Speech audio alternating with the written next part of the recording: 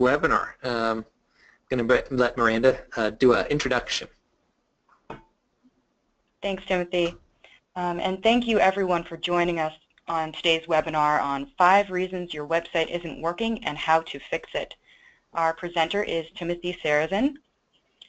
As Director of Operations for 97 Display, Timothy is an expert in Internet marketing who helps martial arts and fitness business owners create lead-generating websites, digital advertisements, video marketing, and more.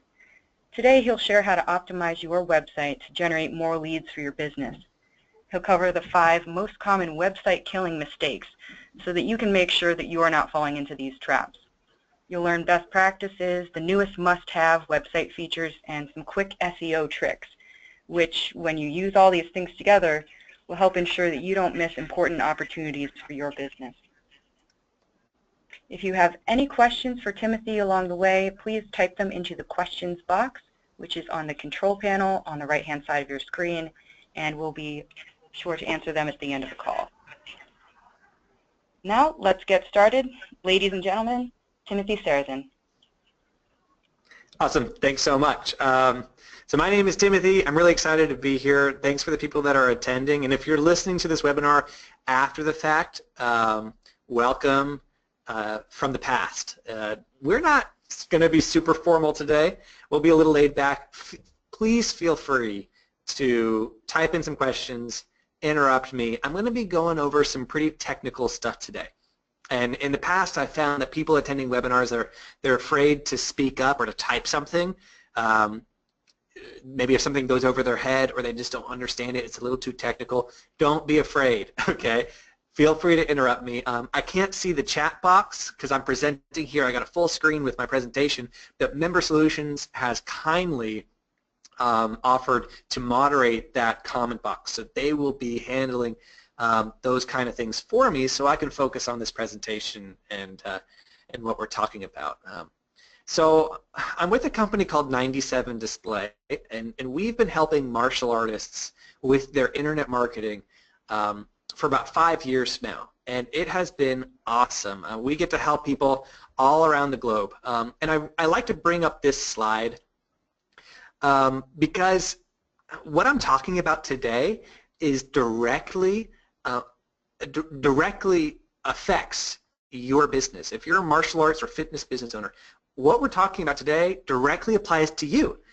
Everything that I do every day, you know, in terms of SEO, internet marketing, and generating leads for our customers has to do with martial arts businesses. So, you know, and the truth of the matter is when people are online and they're searching like martial arts classes in Winston-Salem or whatever town they're located in, they behave in a particular way, like the words that they search or the way that they click around on a website or how long they'll spend watching a video, right? That is all unique to the martial arts industry.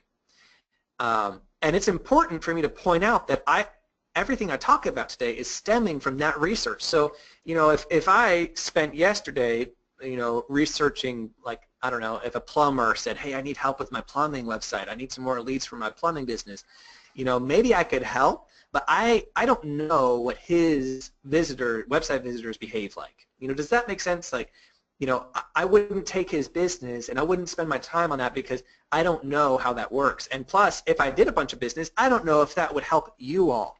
So we operate in a niche very purposefully, intentionally, because when I come to you with this information, this educational information, this is going to help you whether you're a 97 Display customer or you do your own website or you pay someone else to do your website. This is all going to be super helpful. You know, so when I come to you with this information, it's going to actually, you know, apply to your website visitors, and it's actually going to make a difference in the way that you generate leads for your business. And on top of that, when we pick up new customers, I see a lot of the same trends, like the same mistakes, like people that need help. And today, I'm going to be talking about 5 of those mistakes. So most of the time when we get a new customer who needs help with their website or with their internet marketing or with their SEO, which is search engine optimization, I see a lot of the same common problems. So today's agenda is let's lay out those 5 common problems. Let's talk about why people make these mistakes, and then we'll talk about how to fix them. This next slide is again highlighting the fact that everything I do has to do with the fitness industry, the martial arts industry. And so this is global traffic from Google, just referring to, you know, the search volume. And I just thought that was really interesting. Look at the January months. What do you think is going on there? New Year's resolutions, right? And look at our traffic. So this is actually our data. One of the cool things about 97 Display is that we're all our own software, so I can track the data across all of our sites.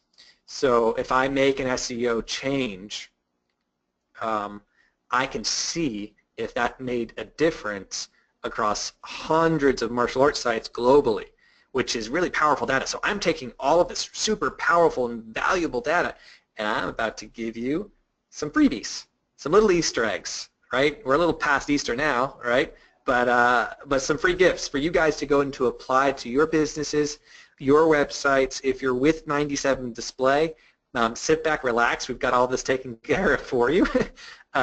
If you're doing it yourself, you can take this and do it. And if you need help, that's what we're here for as well. So let's get started. The first question I want to ask is, what does your data look like? That's a great point. Let's go back a little bit. These January months, this is global traffic. So if you're, I'm curious, does your website traffic look like this in January? Look at the New Year's resolutions. The hard fact is that search volume for martial arts and services spikes in January. But if your web leads and web traffic don't reflect that, then something is wrong. Now, we're not in January anymore. We're in the summer, okay? But the same principle applies. You're going to see an ebb and flow. So you're going to see January is going to spike, and then now we're gearing up for summer. If you look back, look what happens around summer months. We scale upwards again. So my question is, what does your data look like? Are you even tracking your analytics data? And if not, that's something that you should consider, because if you go in and you do a bunch of work on your website, or you do a bunch of work with social media, and you're not tracking the results, well, how do you know if you're wasting your time or not? Now, I do have a shameless plug, a disclaimer. I want to do this for you. If you need help, that's what we're here for. But if you want to tackle it yourself, here are 5 common mistakes that I see a lot of martial arts school owners make on their websites, and then some things we can do about it. Number 1, inaccurate page titles. Okay, now right off the bat, I'm going technical. So don't freak out. If I'm like going over your head, just type it in there like, hey, can you clarify? And Member Solutions will notify me, and I'll pause and we'll talk about it. Okay, so what is a page title? Let's use an analogy.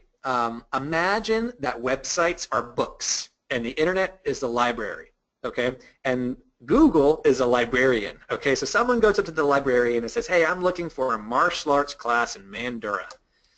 Well, guess what? That librarian is going to go through all the books. And what is that librarian looking at first? It's looking at the spine, the title, okay? So that's not the content of the book, right? It's not the content of the website, but it's the title, and it's the first indicator of what is inside of that book.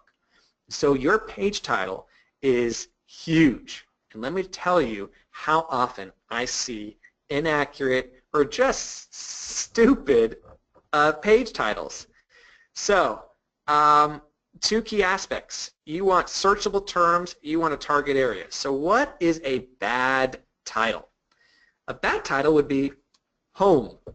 You know how often I see that? And you probably see this too. If you go to a website and then you look up at the tab, that's what this arrow is. So that arrow is pointing to the tab. Go to your website and look at the tab. And if it says something like home, that's a problem, because guess what? The librarian, Google, is looking through all the books. And if they look at your book and it just says home, well, what does that mean? That doesn't communicate anything. Okay. What about just your business name? So that's my example. So don't. 360 Fitness. So let's say that your business name is 360 Fitness. and you name your homepage 360 Fitness, well, guess what? Google is looking at that spine, right? The title of your website. And okay, what does that mean? Do you have videos? Are you like a distributor of some sort of fitness tool or a product or a yoga ball? You know, it has no idea. 360 Fitness communicates nothing other than you have something to do with the fitness industry. Now, I've got a lot of people who come, and the first their title is. I had one guy. He had a like it was, geez, what it was like Raleigh Krav Maga, right? That was his business name, and on his title he just put Raleigh Krav Maga, and I was like, okay, that makes sense, right? Because that's your business name, right? And so you lucked out, right? Because your business name is what you're doing, your Krav Maga in Raleigh. But what if his business name was like, you know, Tim's Self-Defense, or even worse, like Tim's Kick? You know, I had some, you know, martial arts school owner. I mean, we're all there. Some people come up with some really creative names for their businesses. And so their temptation is to name their website their business name. But while your business name is a very important aspect, you need to put your keywords, what you want Google to think about first. So do put things like personal training in your town, or like if you're like if I had let's say I had Tim's Martial Arts in Winston-Salem, North Carolina, I would want to do martial arts in Winston-Salem, or karate in Winston-Salem, or kids martial arts in Winston-Salem, Tim's Martial Arts.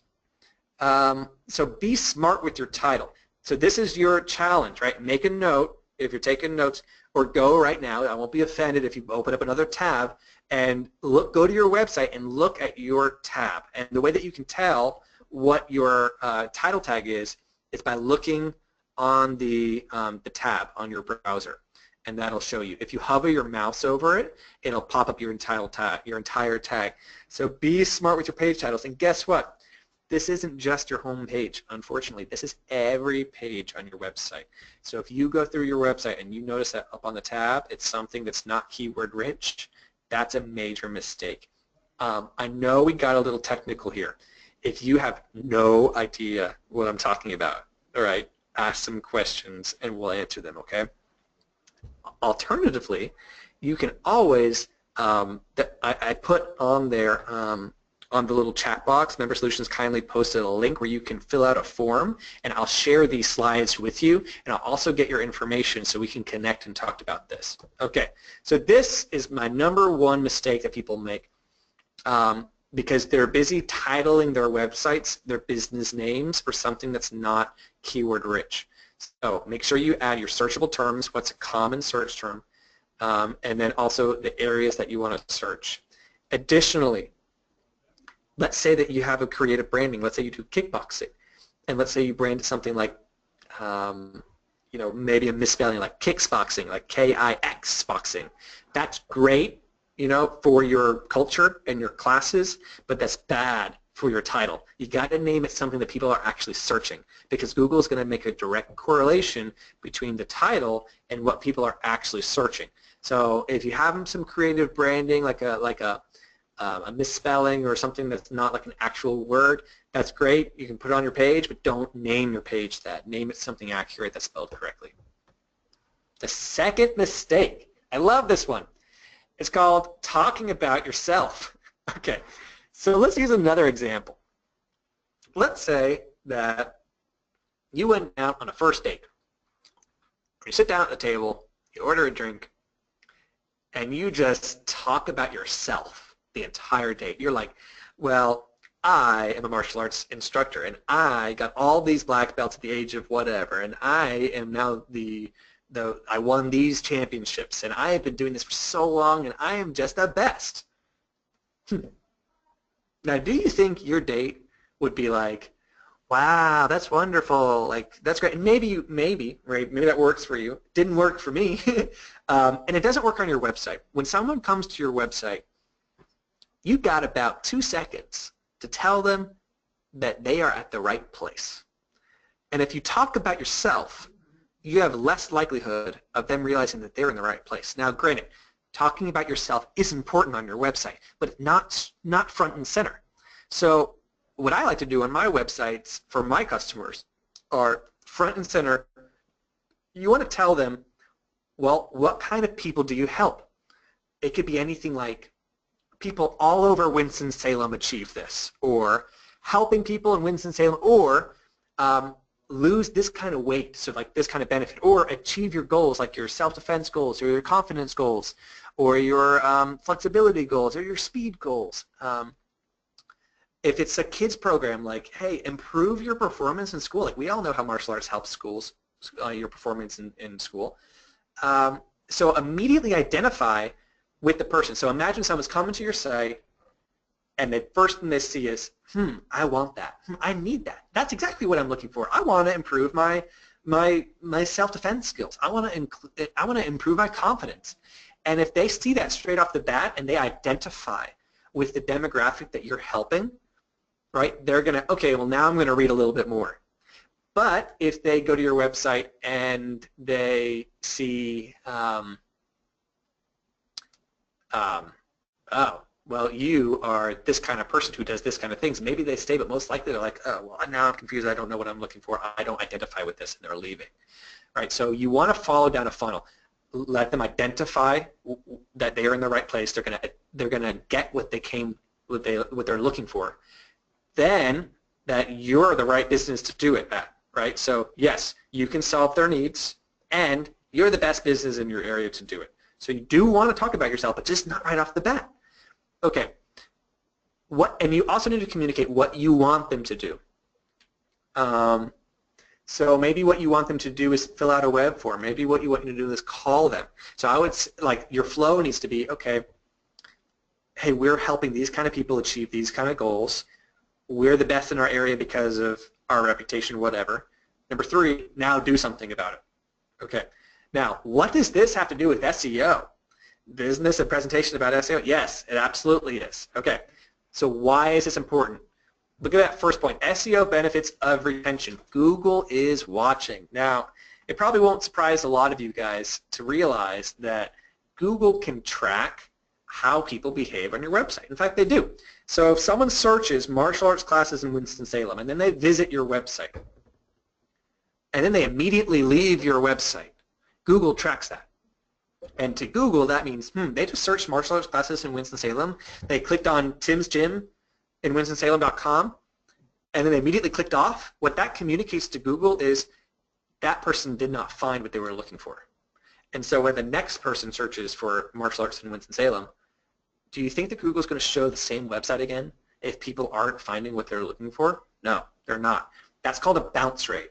Bounce rates are bad for SEO. Okay, so how do we keep people from leaving your website? You want to catch them. Like I said, you've got about 2 seconds to communicate to the visitor that they are in the right place. They're at the right website. And there's lots of ways that you communicate that. You do it through the visual aspect of your website. And you also do it through your front and center text. So don't talk about yourself off the bat. Talk about them.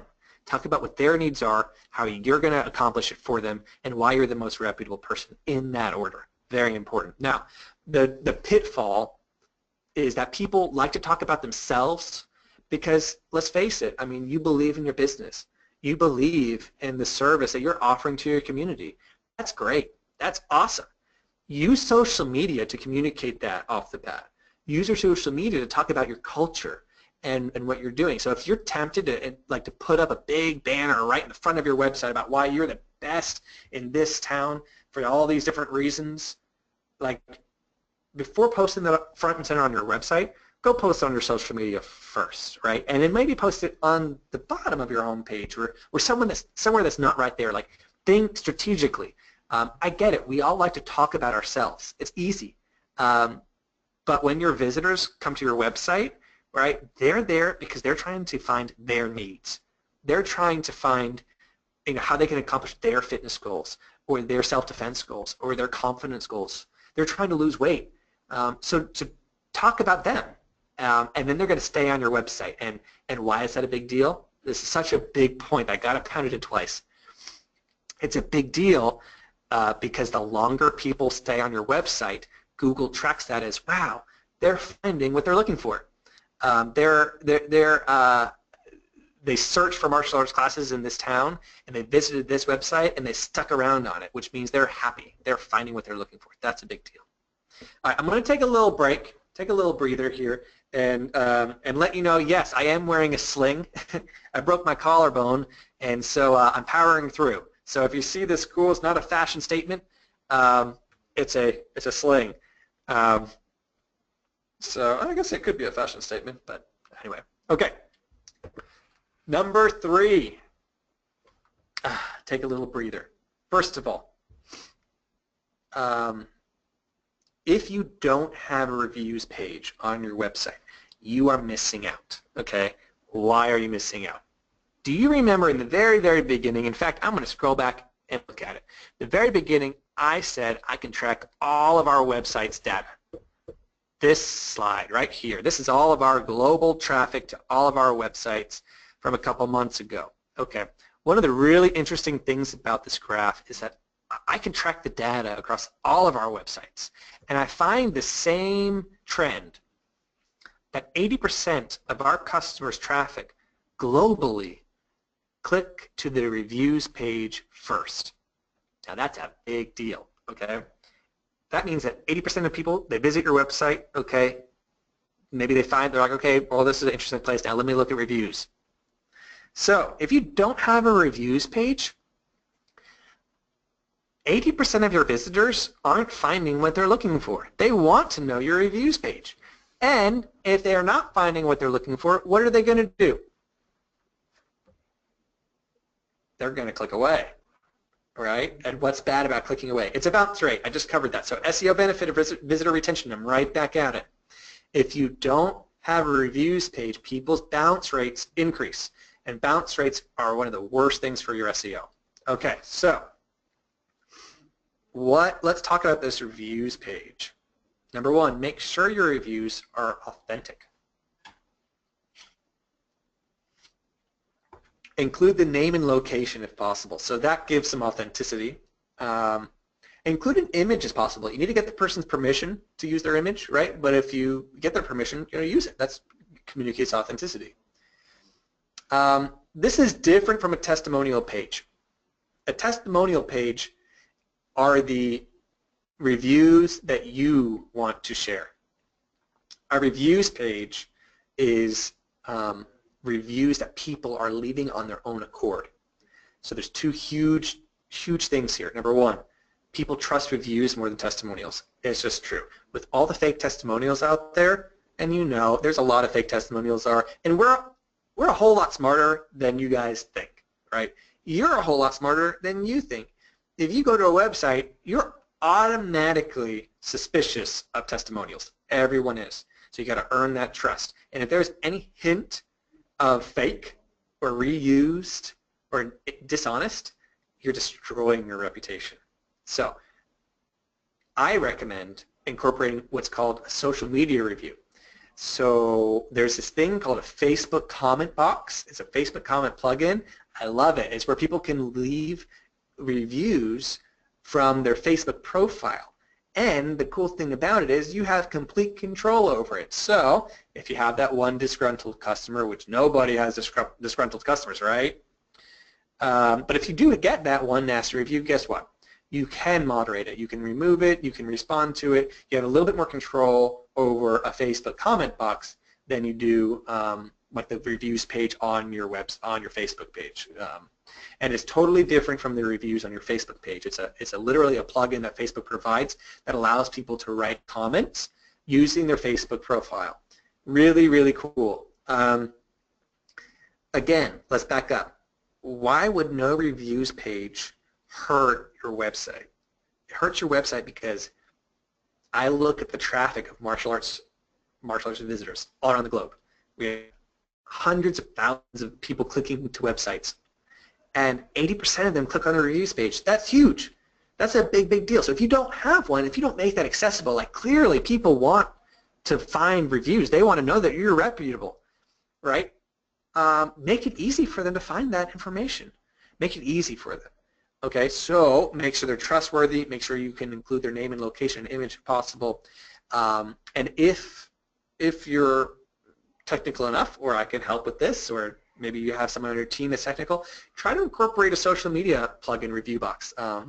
Because that gives authenticity, and it's a good differentiator between reviews and testimonials. And it's all about building that trust. Dishonest testimonials mean you have something to hide. And if you're at the state of your business where you can't generate honest testimonials, I think you need to take a hard look at your business and figure out why. So just think about that. So no reviews page. I listed these. It says number 3. But to me, that's tied with number 1 most important thing. You got to have your reviews page. And the thing is, people want to find it. And if you make them search for it, you're going to annoy them. And the chances are they're going to go somewhere else. Guess what? If they go to your competitor's website and your competitor's website is easier to navigate and they're finding what they're looking for fast, they're going to be more likely to convert. So the stats are, yes, reviews page converts well. I have customers that have a reviews page that are beautiful reviews, maybe like 10 or 15 happy customers, and they experience a higher conversion rate. So a conversion rate are people taking action on the website. Leads, right? That's what it's all about, right? And the people that have a reviews page experience a higher conversion rate, which means they get more leads. So definitely incorporate that on your website. All of the 97 Display websites have a reviews page. It's a combination of testimonials and reviews, and it increases the conversion rate. Okay, the 4th biggest website mistake that I see people making is an incomplete or inaccurate Google business listing. So, Google business listing. Do y'all know what this is? Like, what do you call this? People are always like, oh, it's Google Plus, or oh, it's Google Maps, or oh, it's Google My Business. Okay, the truth is, Google has rebranded this page like 4 times in the last 5 years. And you really can't blame them because, I mean, they're trying to map every single business on planet Earth. That's a daunting task. Excuse me.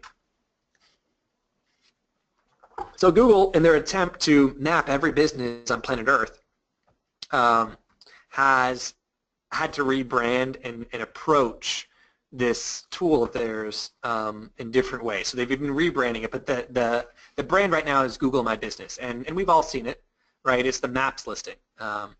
It's the with the little flags on the map, right? Like the screenshot right here. I have a couple New York City CrossFit gym listings. So we'll talk about that in a moment. This is more important than ever with the emergence of mobile devices. People are on their phones, people. Just face it. And we'll talk about mobile friendliness here in a little bit. And Google Maps is a huge part of this. Okay, a little tidbit here. This is a whole other webinar too, but how to rank high in Google Maps is one of the easiest things ever, and people have no idea how to do it. That's a different webinar topic. If you guys are interested, actually I just did a webinar on just Google My Business. So if you guys want information on that too, fill out your information on that form in the comment box and we'll get in touch and we'll talk about that as well. But quickly, the first things you need to do are merge or delete your duplicate listings. So when Google has been rebranding all these things, sometimes people have more than one, or maybe sometimes people get frustrated like, oh, I can't remember the login to that page, so let me just create another one. But every time you create a new page, Google sees that as a new business, which means Google thinks, oh, new competitor to you, which is bad, okay? The best thing you can do is have one page that you control. Don't lose your login, right? You want name, phone, URL, and address consistency. And the reason why this is a big deal is because if there's a different name on your Facebook page or on your website or on your Google Maps listing, Google's going to think, why is there a discrepancy? Is this information inaccurate? And the last thing you want is Google to think that you have inaccurate information on your website. That's bad. Inaccurate information means you're not ranking. Okay, so make sure your name is the same. If you've ever rebranded, make sure you go back and make sure your name is the same. If you've ever changed your address, relocated, make sure your address is accurate. And the reason why I'm including this one, I know it's like 5 website mistakes, but this is so integrated with your website now. It's literally like the front-facing. It's like if your website is your building, your Google Maps listing is your sign outside.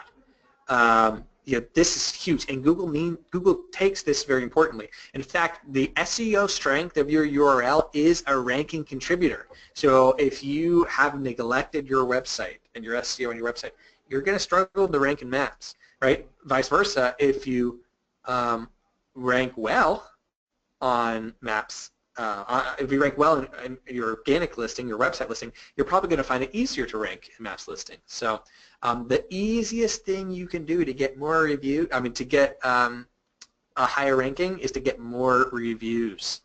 In fact, let's look at this screenshot. I just searched CrossFit in New York City. Look at that number 1, 37 reviews. And I'm thinking to myself, wow, you run a CrossFit gym in the middle of New York City and you only have 37 reviews? Like, man, you need some more reviews. In fact, number 2, look at that, 11 reviews. Okay, so here's your challenge. Make a little note. Go, search your Google Maps listing, right, and look how many reviews the number 1 listing has. My bet is it's a very achievable number, and you can go in today and get some of your friends or family or happy customers to leave some 5-star reviews, and you'll probably overtake them. Okay, and I can't stress this final point enough. Don't lose your login. It's total pain to try to get back into a Google Maps listing in which you are unable to log into. Okay, I have a lot of customers who are like, yeah, there's a page, but I don't know who made it. Maybe it was like this person I paid 5 years ago. And Google's not going to give you that login information without a fight. They're trying to protect you, right? They don't want your competitors to be able to log in and mess up. They don't want to be hacked. So don't lose your login. If you have questions about this, like I said, I just did a webinar on this topic and an hour on just Google My Business. That's a huge topic. It's really cool, super influential in terms of lead generation. So, fill out that form on that comments box, and we'll connect and we can talk about it. Okay. Number 5. You are not mobile friendly. Pretty straightforward. If you're not mobile friendly, you have no excuses. Okay. If you don't know if you're mobile friendly, there is this mobile compatibility test with Google Webmasters. It's super easy to find. Make a note. Just go to Google, search Google mobile friendly test. It's the first result. Okay. Put it in your website, and Google will tell you if you're mobile friendly or not. So, if you are not mobile friendly, you will miss out on 60% plus of traffic. Why is that? You will not appear in mobile searches. So if someone's on their phone, right, I'm like, martial arts in Winston-Salem. If it is not a mobile friendly website, it will not appear. If it does appear, it's way down in the search results. And guess what I'm not doing? Going to page 2 or 3. Not happening. Okay? Your people aren't either. Mobile friendliness was ranked as the #1 SEO contributor in 2015. And you have no idea how many martial arts school owners are still rocking websites from the year 2000. Or worse, 2010. Why is that worse? Because 2010 people still think they have a new website. If your website hasn't been updated in the last 12 months, guess what? You're outdated. If your website looks the same as it did 12 months ago, you're outdated. It's just the truth. Okay, technology moves at the speed of light. So it's tough enough for me, I do this full time, to stay abreast with new technology. It's even harder for you because you're running your own martial arts school. So it's got to be super tough. So I would take a look at your website. I would make sure that you're that you're mobile friendly. If you're paying someone or you're exchanging services for someone to run or manage your website and you are not mobile friendly, you need to fire them. And I know that's the hard truth, but I love martial arts school owners. So I speak the truth in love, and I'm saying you need to fire someone if your website is not mobile friendly, and that's something that's really tarnishing your brand. When I talk to people about their websites, I try to communicate that people are impressionable. Like your community is impressionable, and if they go to your website and they get a bad impression, they interpret that you're a bad business. If they go to your website and it looks cheap and old, they're thinking, well, you're a cheap and old business, that you're not new or contributing to the community. And I would hate for you guys that that run reputable, helpful businesses to not even be given a shot because the people visiting your website are just interpreting your culture and what you do incorrectly. And so you need to think about that. Oftentimes we get so caught up in running our schools and serving our customer bases and growing that, and there's all the day-to-day tasks that we kind of neglect our website. But your website really is the first impression that people get, and you got to take that seriously. I got people that experience night and day differences, even in their social media growth, because people visit their website and they're like, wow, that's a good looking website. This must be a cool brand. And then they're going to check out their website and like their pages and follow them on Twitter, and everything else flows. But the website really is the cornerstone of it. So number 5, you're not mobile friendly. Yeah, do that Google Webmaster search, that test, and see if you are or not. If you need help with that, we can certainly help as well. That's what I do every day. So what's the point again, guys? What's the point? Why do I want a better website? Why do I want to rank higher? The point is leads. That's the honest truth. If you're running your business and you're not getting new incoming leads, right, your growth is going to be crippled. And I hear a lot of people that are like, okay, well, I get leads because I get referrals from my customers, and they always referring their friends to them. Great. Who's got to say this got to stop, right? You can get even more leads from your website. The truth of the matter is, look all the way back to the beginning of our presentation. The search volume's there. People are actively searching for martial arts in your town. It's happening. People are interested in it. People want to take those classes, okay? If they're not doing something on your website, guess what they're doing? They're doing something on your competitor's website. So it's not about, oh, no, it's just too much work, right? The fact that you're not really getting leads from your website means someone else is. It doesn't mean the leads are non-existent. And the last thing I want is your competitors getting your leads. That's bad. Okay. So let's say, though, you're sitting here in this webinar and you're like, yeah, I get leads. I get lots of leads. I get so many leads, I can't even handle it. I don't even know what to do with them. That's also bad. Guess what? If you get a lead that doesn't convert, that is worse than not getting a lead at all. And the reason why is that person did something on your website. They're interested in martial arts. And for whatever reason, you didn't sell them. And because you didn't sell them, guess what? Well, when they decide they're interested again, they're not going to contact you again. They already tried that. They're going to your competitor. So not converting a lead is like giving your competitor a sale. And that's a big deal. So how can we combat low lead conversions and no-shows, like people that submit their information then never answer the phone again, or people that go ahead and reserve a trial class and don't show up? How can we combat? First of all, follow up on your lead quickly. Okay, call them. The best way to follow up with them is calling them. So be sure to accept the phone number on your website. And this is a controversial topic. Do I collect the phone number or not? And the idea was, okay, people are hesitant to give out their phone numbers now. And so if I ask for their phone number, I'm going to lose their contact. I'd rather just get a name and an email first than give out my phone number. And I believe that thinking is outdated, and so year 2005. The reason why is back in the day, cell phones were much more luxurious than they are now. And if you were to give out your phone number, well, you're certainly not giving out your cell phone. You're giving out your home phone, and then you're super afraid of people calling you while your family's sitting around the dinner table at 6 p.m., okay? But those days are over. Cell phones, people use the phone numbers much more casually than they did in the past. In fact, if you don't get a phone number, you can't do text messaging. If you just get an email, well, you're at the mercy of a couple things. Number one, you're at the mercy of their spam filter. You're at the mercy of, do they even check their email? You're at the mercy of Google's, Gmail's tabs. Guess how many times I've submitted my information just email only, and then a month later I'm like, I never heard from them, and guess what? They're all in my promotions tab. which I never check my promotions tab on Gmail. Are you kidding me?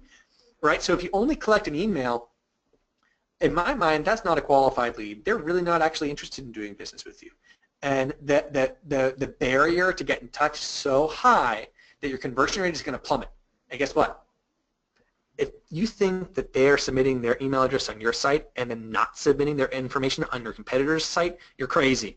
Because guess what? If they go to your competitor and give your competitor your phone number, their phone number, and then your competitor calls them and all you have is an email address, you know, well, guess who's getting the sale? The person that called, okay?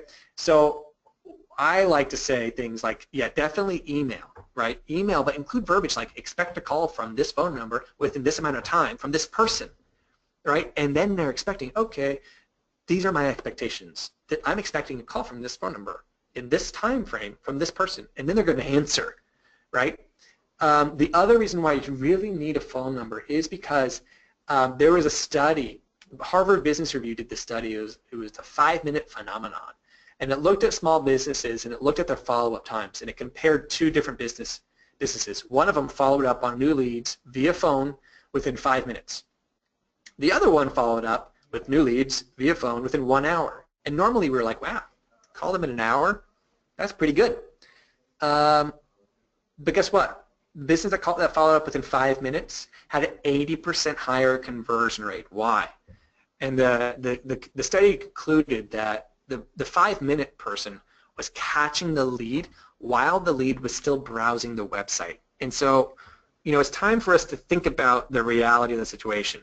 Someone is searching for martial arts online. They go to your website, they take action, they convert. What do you think they're doing after that? Well, they're probably going to your competitor's website or your competitor's social media, or maybe they're going to YouTube and watching videos of cats. We don't know, right? But they're getting distracted. You know, the internet is chock full of distractions. So catch them quickly. If you call them within 5 minutes, you get an 80% higher conversion rate. Are you kidding me? You got to call them. So ask, you know, here's the hard question. Let's say that you start collecting phone numbers on your website and your conversion rate goes down. Would you rather have 50 email addresses with low conversion, right, or 25 phone numbers with 80% conversion? It's all about what makes you more money. And conversion is making money. Okay. Again, SEO benefit to retention. Catch them while you're still on their website. Imagine now you're on the phone with them, now they're still on their website, and guess what? They're still on your website. And I'm going to pound in this point 3 times now. The longer people stay on your website, the better Google views that they're finding the information they're looking for.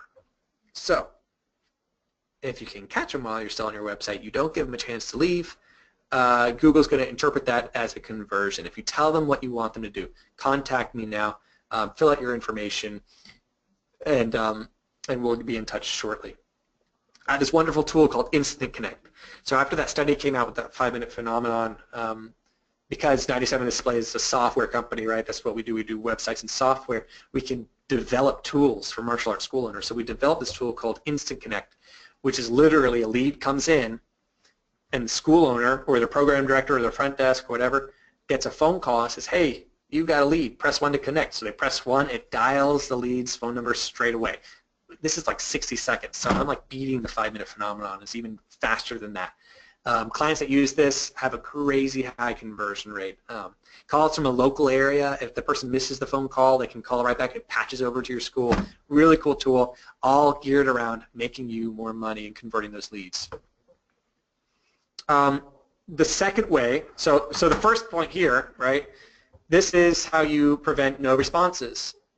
This is how you prevent no shows. So I like to funnel people towards trial offers. So accepting trial offers increases the probability that they are actually going to show up, right? And that's a big deal. So the goal of your trial offers, so first of all, if I was in a conference or if I was somewhere where I was seeing you all your beautiful faces in person, I'd ask you to raise your hand. So how many of you guys have websites that you can accept trial payments? Raise hands. Okay. The goal with trial payments is to convert them to a member. That's where the money is. So if you don't think about your trial payments as a revenue stream. Think about your trial payments as like guaranteed chances that you can convert them. Oh man, I missed a couple points. Okay, we'll hop into this in a second. Okay, so think about it as guaranteed chances where you can convert them. So don't think about it like, oh, I need to charge a bunch of money. Like okay, it's a magic dollar amount. Like guess what? The dollar value in New York, right, is a whole lot less than the dollar value in Louisiana. So look at your demographic. Look at what your competitors are charging for trials, right, and make a smart business decision. Okay, but the goal is to get someone to commit to showing up to the trial. Okay, and if that an A/B test, right? If you're not getting success with like a specific dollar amount, then try something different. I have found the threshold. If you go above $50, right, you immediately hit a threshold of someone that's like, okay, now I'm really investing. More than $50 is an actual investment, right? And the goal is, what is the goal? To get them in the front door. And you know as well as I do, if they come in through your front door, you get a much higher chance of converting them to a member. That's the goal, get them to the front door. Okay, so one of my clients, Rufus Sport, giant gym up in Milwaukee. They've trained, they do MMA, kickboxing, jiu-jitsu, kids programs, have some famous UFC fighters that train there. They do this really cool thing, and I asked if I could have permission to share this because it's just brilliant. They do this thing where they say, okay, yeah, we charge X amount of dollars for our trial offer. And the way that we do it is when they come in for the trial offer, we say, hey, if you want to convert to a full-time member, I'll refund your trial offer. So it's like, and that sounds like music to their ears. So not only do they get the gloves or the gi or whatever it is, they get a refund.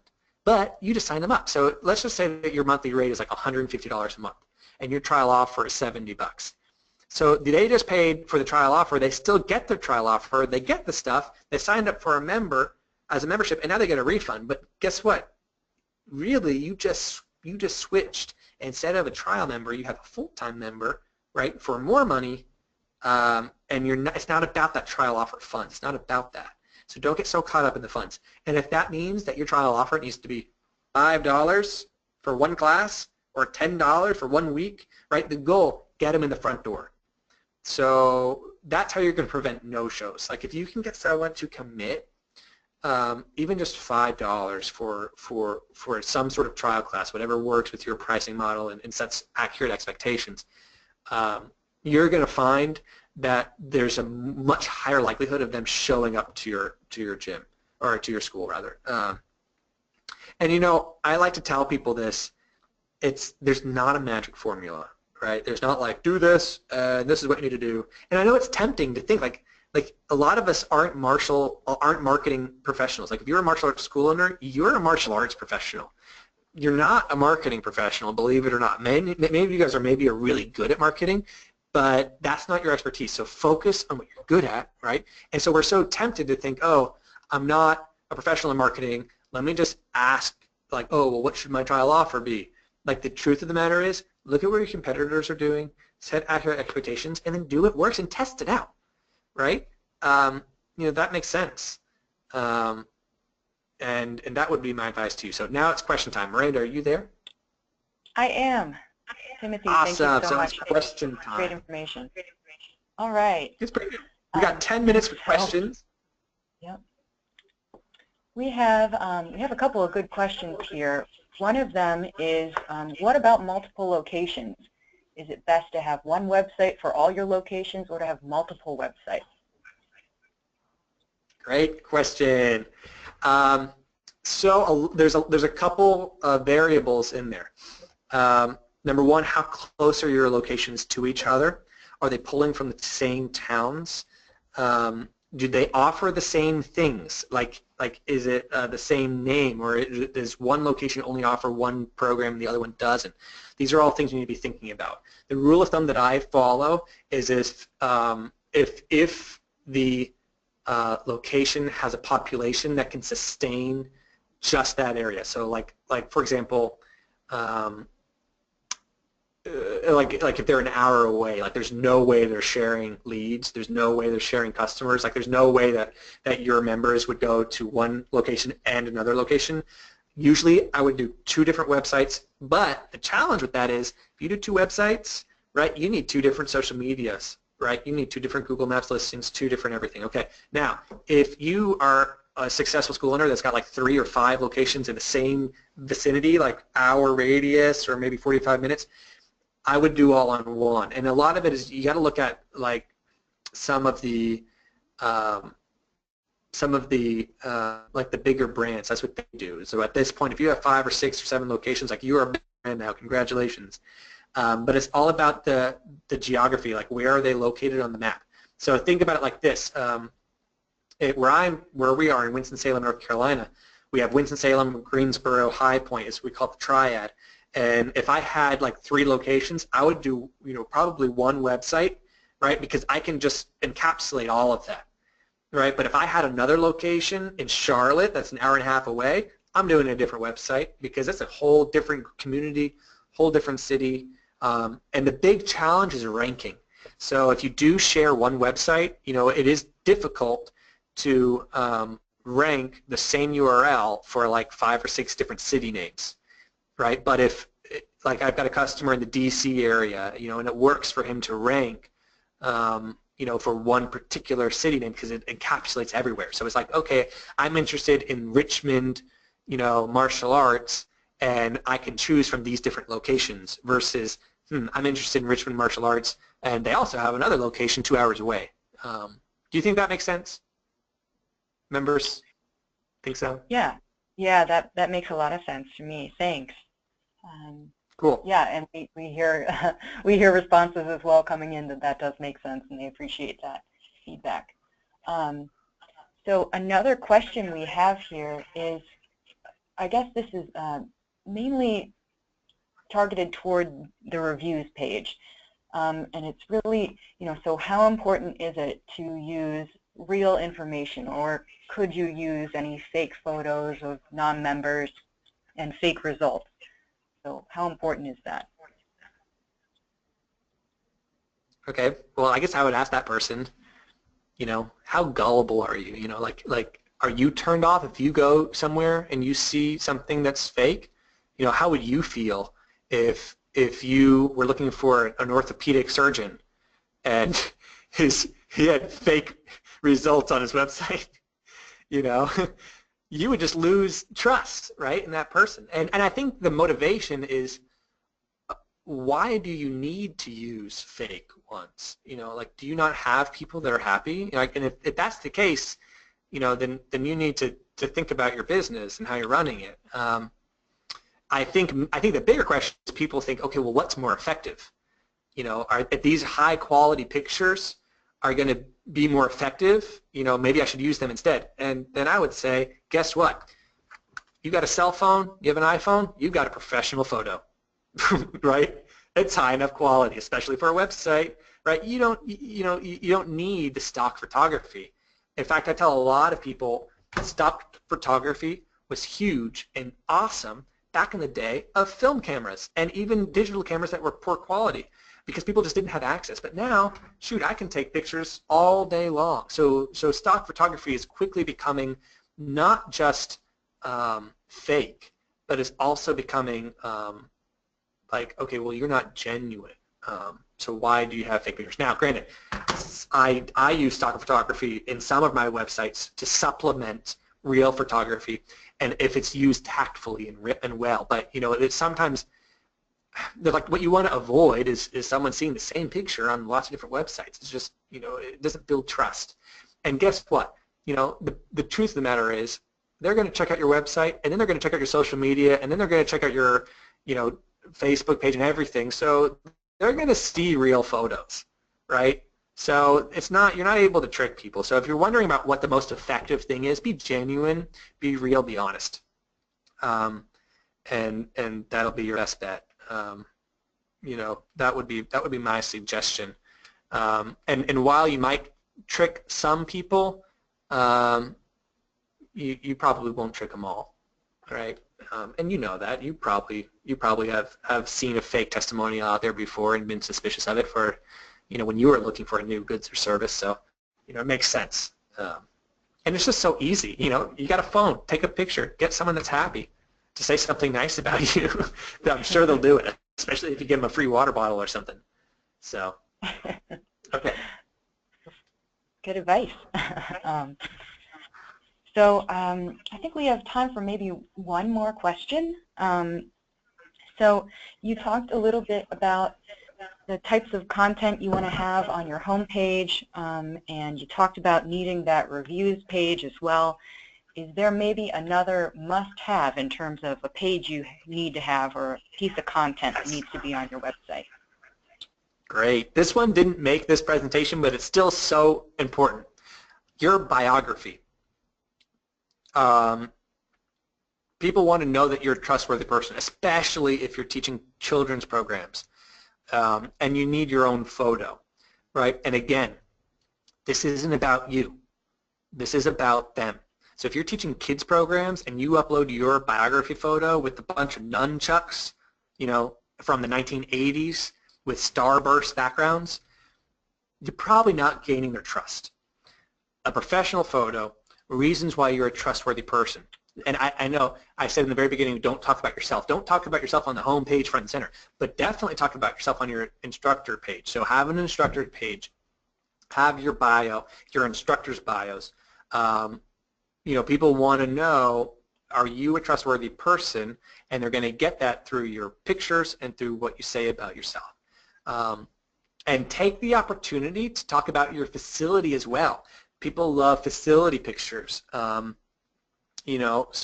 So get some pictures of your facility that look great, and put that on there, because the last thing people want are to, show up to your place and have inaccurate expectations of what it's going to look like, or feel like, that kind of stuff. So I would definitely use some facility pictures as well. So those two pages or content I think is very important.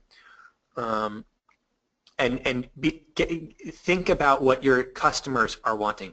Like, put yourself in their shoes, and then put yourself in those shoes, and then look at your biography and read it again. What's really helpful if you're married or if you've got a partner of some sort? Ask them their opinion on the page, and they'll tell you it real fast, and they'll be honest with you too. That's a good exercise that I have people do. So. Great, thank you so much. And I think that's all the time we have for questions right now, but Timothy, if you can go to the final slide there. So this is Timothy's contact information. If anyone thinks of a question later, or we didn't get to your question, feel free to get in touch with him directly. He's graciously provided that information.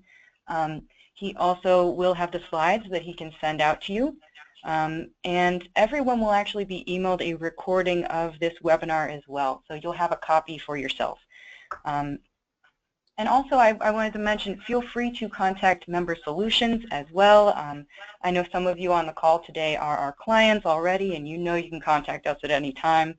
But for those of you who maybe don't know us as well yet, like Timothy, we provide business solutions for martial arts and fitness businesses.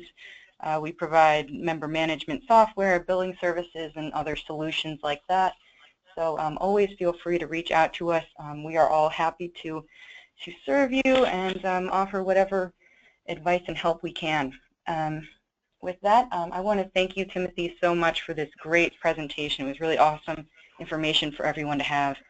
And I want to thank everyone for joining us on the call today. Thank you Thanks, so guys. much. Everybody have a great day.